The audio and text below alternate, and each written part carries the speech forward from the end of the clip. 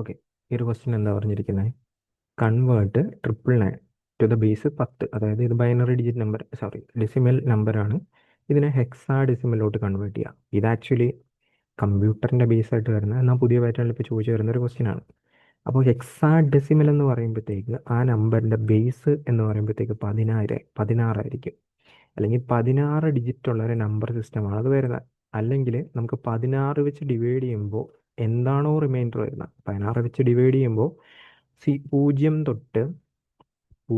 തൊട്ട് 15 വരെ റിമൈൻഡർ വരുള്ളൂ. ശരിയല്ലേ?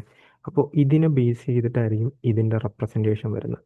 അപ്പോൾ ഓൺ ടു ദ ബേസ് 16 ആയിരിക്കും വരുന്നത്. അപ്പോൾ 16 വെച്ച് ഡിവൈഡ് ചെയ്യുന്നു, ഇത്രയും റിമൈൻഡേഴ്സാണ് വരുന്നത്. ഇതിനകത്ത് 0 തൊട്ട് 9 വരെയുള്ള നമ്പറെ അങ്ങനെ തന്നെ റെപ്രസെൻ്റ് ചെയ്യുകയും 10 തൊട്ട് 15 വരെയുള്ളതിനെ ABCDEF എന്ന് പറഞ്ഞ് റെപ്രസെൻ്റ് ചെയ്യുകയാണ് ചെയ്യുന്നത് ഹെക്സാഡെസിമലിൽ. ഓക്കെ, അപ്പോൾ നമ്മൾ എന്താ ചെയ്യേണ്ടതെന്ന് വെച്ച് കഴിഞ്ഞാൽ തന്നിരിക്കുന്ന നമ്പറിനെ 16 വെച്ച് ഡിവൈഡ് ചെയ്തിട്ട് റിമൈൻഡർ കണ്ടുപിടിക്കണം. അതാണ് ചെയ്യേണ്ടത്. 999 16 വെച്ച് ഡിവൈഡ് ചെയ്യുമ്പോഴത്തേക്ക് 6 പ്രാവശ്യം പോകും, 96. 96 പോയിട്ട് ബാക്കി 39. 39 2 പ്രാവശ്യം പോകും, 32. ബാക്കി പോയിട്ട് റിമൈൻഡർ 7. ആ 7 ഇവിടെ എഴുതുക.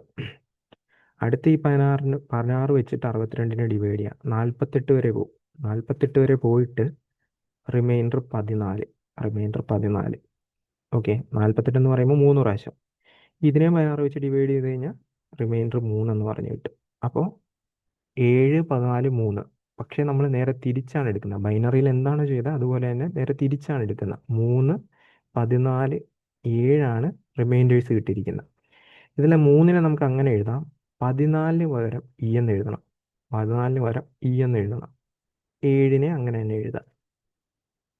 ഓക്കെ, ടു ദ ബേസ് 16 ഇതായിരിക്കും ഇതിൻ്റെ ഹെക്സാഡെസിമൽ നമ്പറായിട്ട് വരുന്നത്.